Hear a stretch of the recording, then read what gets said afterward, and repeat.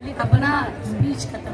उस जगह पे मैं जाके अगर भाग के देखती तो मैं जब क्वेश्चन करती तो मुझे बाद में पता चलता है कि नहीं, क्यों औरत को मारा गया। मुझे ये बताया गया कि नहीं वो दलित थी, इसलिए लोगों ने उसका साथ नहीं दिया। जब तो 8 मार्च एक मर्द को जिंदाबाद 8 मार्च महिला दिवस, उसी तरीके से बेटी 8 मार्च महिला दिवस। कुलदीप सर बलात्कार कर रहे हैं और उनको वकालत हम यहाँ पर आज VIP ट्रीटमेंट दिए जाते हैं और आपको खुद भी पता होगा क्यों हम आई हुई हैं, राजनेता है वो कितने अच्छे बलात्कार। हम क्या चाहते हैं। साथियों, मैं अपनी बात शुरू करने से पहले जो किसान आंदोलन बॉर्डर्स पर चल रहा है और जिस किसान आंदोलन ने आज दिल्ली को बंद किया हुआ है उसको अपना समर्थन देते हुए शुरू करती हूँ। साथियों, इस किसान आंदोलन में एक और चीज़ हम लोगों ने फिर से देखा जो हुआ कि जो महिला किसान थी आंदोलन में, उन्होंने फिर से ये बात साबित किया कि हमारे जो राइट्स हैं, हमारे जो हक हैं, अधिकार हैं आंदोलन में होने की, जो हमारी ज़रूरत है वो कितनी बड़ी है, ये महिला किसान आंदोलन से हम लोगों को पता चला। साथियों, हम लोग आज एक ऐसे दौर में हैं, एक ऐसे समय में हम लोग लड़ रहे हैं, हम लोग राजनीति कर रहे हैं जहां पर जितना भी अधिकार महिला आंदोलन ने लड़ा है, लड़कर हासिल किया है, उन सब अधिकारों को आज फिर से सरकार जो है खत्म कर देना चाहती है। हमने देखा 16 दिसंबर का एक बहुत बड़ा आंदोलन हुआ, जिस आंदोलन ने कानूनी तौर पे महिलाओं के साथ कितना गलत होता है उसके बारे में बात रखा था। उसमें एक चीज हुई थी कि कस्टडी में अगर किसी महिला को हिरासत में लिया जाएगा तो उनके साथ अगर कोई दुर्व्यवहार किया जाता है तो उसे कानूनन जुर्म माना जाएगा। लेकिन हमने देखा कि अभी किसान आंदोलन में नवदीप कौर के साथ क्या हुआ। उनको हिरासत में लिया गया, उनके साथ दुर्व्यवहार किया गया, उनके साथ सेक्सुअल हरासमेंट हुआ, लेकिन हरियाणा पुलिस या फिर हरियाणा सरकार की तरफ से इसके ऊपर अभी तक ना कोई स्टेटमेंट है, ना ही कोई कार्रवाई की गई है। उसी तरीके से हमने देखा सपूरा के साथ क्या हुआ। शाहीन बाग में बैठी हुई महिलाओं को कहा गया कि पैसे लेकर के आंदोलन करती हैं। महिला किसान आंदोलनकारियों के साथ भी यही हुआ। उन्हें कहा गया कि ये महिलाएं जो है पैसे लेकर के इस आंदोलन में आती हैं। ये वही सरकार है जो अब एक नया कानून लेकर के आ रही है। उस कानून का नाम है लव जिहाद कानून। उस कानून में सरकार कह रही है कि वो हमें बताएगी कि हमें किससे प्रेम करना है, किसके साथ रहना है, किस धर्म का होना चाहिए, क्या उसका धर्म होगा। ये सरकार अगर दूसरे धर्म का हुआ तो सरकार तय करेगी कि हमारी शादी हो सकती है कि नहीं हो सकती है। ये वही सरकार है, ये वही यूपी की सरकार है जहाँ हर रोज महिलाओं के साथ अत्याचार होता है, जहाँ हर रोज महिलाओं का रेप किया जा रहा है, लेकिन कोई और कानून जो है, एग्जिस्टिंग कानून जो है उसको लागू नहीं किया जाता है। लेकिन सरकार के पास समय है, वो एक ऐसा कानून बनाए जो महिलाओं का जो स्वतंत्रता है वो छीन लेगा, ये कहने पे कि हम किससे प्रेम और किससे शादी कर सकते हैं। ये यहाँ से कहना आज महिला दिवस है, जरूरी है कि हमें ना बताया जाए कि हम किससे प्रेम करेंगे, हमें ना बताया जाए कि हम क्या पहनेंगे, हमें ना बताया जाए कि हम कितनी पढ़ाई कर सकते हैं, कितना बाहर निकल सकते हैं। लगातार आंदोलनों में महिलाओं की भागीदारी ने ये साबित किया है कि ये जमीन, ये हक हमारा है और कोई हमें नहीं बताएगा कि हम यहाँ खड़े हो सकते हैं कि नहीं खड़े हो सकते हैं। इसी कानून से मुझे याद आया कि CJI जो हमारे चीफ जस्टिस हैं, जो हमारे कानून के सबसे बड़े फेमस चेहरा है फिलहाल, उन्होंने एक रेप एक्यूज्ड, एक आदमी जिसके ऊपर रेप करने का वो लगाया था, किसी महिला ने रेप करने का केस था उनके खिलाफ, कोर्ट में खड़े होकर के CJI बोलते हैं कि तुम उस महिला से शादी कर लोगे। तो क्या किसी महिला को जिसके ऊपर अत्याचार हुआ है, आप उसको ही बोल रहे हैं कि अत्याचारी से तुम शादी कर लो। आप सोचिए कौन से जमाने की बात है। आज जिस कानून को हमारे साथ खड़ा होना था, आज जिस कानून को हमारी लड़ाई में हमारा हिस्सेदार बनना था, वो कानून हमें बता रहा है कि तुम्हारा अगर कोई रेप भी करता है तो तुम उससे शादी कर लो, वो सब ठीक हो जाएगा। ये जो पुराणों की बातें हमें समझाई जा रही है वो ना हम CJI से सुनेंगे, ना ही ये जो बीजेपी सरकार है उससे सुनने के लिए हम लोग तैयार हैं। आज हम लोग यहाँ पे खड़े हैं, हम लोग ये देख रहे हैं कि किस तरीके से जितने भी आंदोलन हैं उनमें महिलाओं की भागीदारी पूरे रूप से हो रही है और हम लोग अपने हक और अधिकार की लड़ाई जारी रखें। इसी उम्मीद के साथ मैं अपनी बात खत्म करती हूँ। शुक्रिया। इंकलाब जिंदाबाद। Thank you Geeta. महिलाओं की आज़ादी के लिए, महिलाओं की मुक्ति के लिए, महिला क्रांतिकारी आंदोलन के लिए। नमस्कार मैडम। नमस्कार जी। किसानों की कमी। आपका परिचय थोड़ा सा। हाँ, मैं शारदा दीक्षित हूँ, ऑल इंडिया महिला सांस्कृतिक संगठन से वाइस प्रेसिडेंट हूँ दिल्ली की। अच्छा, ये महिला दिवस आज है, इस पे क्या ये धरना प्रदर्शन के बाद हमने गाना बनाया। देखिए, ये तो एक महिला दिवस के रूप में एक दिन विशेष है। अदरवाइज हमारी जो ऑल इंडिया महिला सांस्कृतिक संगठन लगातार संघर्ष में रहते हैं और ये कोई पहली बार नहीं है कि हम 8 मार्च को यहाँ पे केवल इसी उद्देश्य से इकट्ठे हुए हैं। हम लगातार संघर्ष में हैं। किसान जो बॉर्डर्स पे बैठे हैं, किसान महिलाएं बैठी हैं, उन सब महिलाओं के साथ हम लगातार काम कर रहे हैं। न केवल दिल्ली के बॉर्डर्स पे, बल्कि हम दिल्ली से बाहर 24 राज्यों में हमारी यूनिट्स हैं जो कि महिला संघर्ष के साथ, जो किसान संघर्ष है उसके साथ महिला संघर्ष को लेकर काम कर रही है। किसान आंदोलन से भी जुड़े हुए हैं आप? बिल्कुल, किसान आंदोलन के बिना महिलाओं का अस्तित्व खत्म हो जाएगा। क्यों? क्योंकि जब ये कॉरपोरेट के हाथों में हमारी रोटी आ जाएगी, जैसे हमारा तेल आ गया, हमारा जो गैस है, पेट्रोल है, डीजल है, वो सारे का सारा अगर कॉरपोरेट ने अपने मनमाने भाव पर बेचना शुरू कर दिया है, इसी तरह रोटी को भी वो बेचेगा।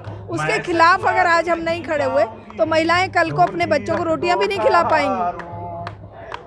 अच्छा, महंगाई के बारे में कुछ कहेंगे? महंगाई भी बहुत ज़्यादा। महंगाई की बात तो क्या करें, जो 20 डॉलर 19 डॉलर का बैरल तेल का लेकर 100 रुपये लीटर बेच रहे हैं। वो बीच का जो गैप है वो या तो कंपनियों की तिजोरियां भर रही हैं या हमारे जो ये जो पूंजीपति, ये जो हमारी सरकारें हैं, स्टेट गवर्नमेंट है या सेंट्रल गवर्नमेंट है, वो उस पर बेहताशा टैक्स ले रही है। लूट कौन रहा है? गृहिणी लूट रही हैं, हमारे परिवार लूट रहे हैं, हमारा किसान मजदूर और साधारण जनता लूट रही है। सादा दी, मैं आपसे ये पूछना चाहती हूँ कि हम जो 8 मार्च महिलाएं जो इतने सालों से लगातार एकजुट हो रही हैं, लगातार जो सरकार की जो नीतियां हैं उसके खिलाफ लगातार यहाँ पर इकट्ठा होकर आंदोलन भी करते हैं, तो ये सरकार हमारी मांगों को या महिलाओं के ऊपर जो लगातार बढ़ रहे हैं, बच्चियों पर, महिलाओं पर जो इतने अपराध बढ़ रहे हैं, उस क्या कारण है कि सरकार क्यों नहीं उस पर रोकथाम लगा पा रही है? देखिए, ये जो पूरी व्यवस्था है ना, ये पूंजीवादी व्यवस्था में इंसानियत की कोई वैल्यू नहीं है। उसके इस व्यवस्था में इंसान के साथ भेद के आधार पर ये व्यवस्था टिकी हुई है। क्यों? क्योंकि अगर ये भेद नहीं डालेंगे, ये पूरी व्यवस्था टिकी है लूट, झूठ और फूट पर। फूट, झूठ और लूट। जब फूट डालते हैं, औरत मर्द की अलग अलग सम्मान और अलग अलग उनकी व्यवस्था करते हैं, उनको कमतर आंकते हैं और पुरुष को ऊंचा बताते हैं। जब ये एडवर्टाइजिंग में महिला के शरीर को एक वस्तु के रूप में इस्तेमाल करते हैं, जब ये महिला को एक वस्तु के रूप में, उपभोग की वस्तु के रूप में गानों में या संस्कृति में दिखाते हैं, तो इस व्यवस्था से क्या उम्मीद की जाए कि ये इस लूट, झूठ और फूट के राज्य में हम महिलाओं को बराबरी का दर्जा देंगे। महिला का संघर्ष न केवल अपनी बराबरी का संघर्ष है, वो इंसानियत को बराबरी दिलाने का संघर्ष है। एक सवाल और है मेरा आपसे। अभी 2 महीने हो गए करीब, मोहन भागवत जी ने एक स्टेटमेंट दिया था कि महिलाएं अगर आपके यूज़ में, अगर आपको वो संतुष्टि नहीं दे सकती है तो आप उसको बदल सकते हो, आप उसको निकाल कर आप अपनी इच्छाएं पूरी करने के लिए किसी और महिलाओं को रख सकते हो। तो इस तरीके का जो उनकी बयानबाजी है उसमें आपके क्या विचार हैं? देखिए, ये जो बोल रहे हैं ना, ये वही गंदगी का अपना एक्सप्रेशन है जिस गंदगी को लेकर ये आज सत्ता में है।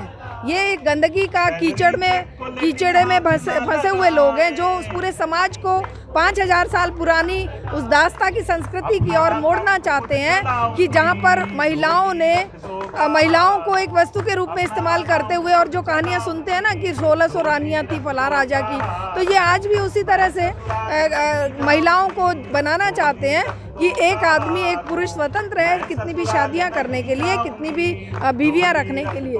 लेकिन ये नहीं जानते हैं कि आज ये लोकतंत्र का ज़माना है, ये बराबरी का ज़माना है, ये महिला पुरुष हो, किसान मजदूर हो, चाहे कोई और हो, बराबरी का है।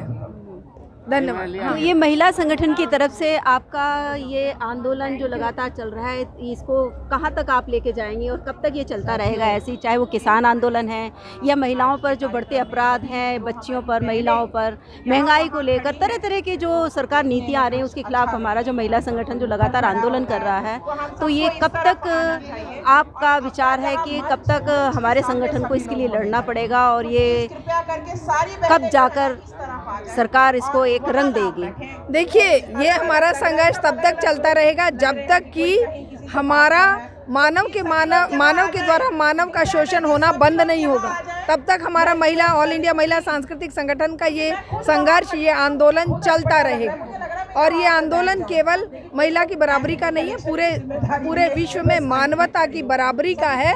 जो आज गैर बराबरी, लूट, झूठ और फूट का शासन है, उस व्यवस्था के खिलाफ चल रहा आंदोलन। धन्यवाद। अच्छा मैडम, ये दुष्कर्म आजकल बहुत बढ़ते जा रहे हैं महिलाओं पर, इसके बारे में आपने कुछ नहीं कहा? मैं बता रही हूँ ना, जब महिला को, बेटी को बराबरी का दर्जा ही नहीं है, जब बेटी को वस्तु समझा जाएगा। ये हाथरस कांड हुआ था, मैं बता रही हूँ भाई, जब वस्तु ये संगठन कहीं दिखाई नहीं दिया।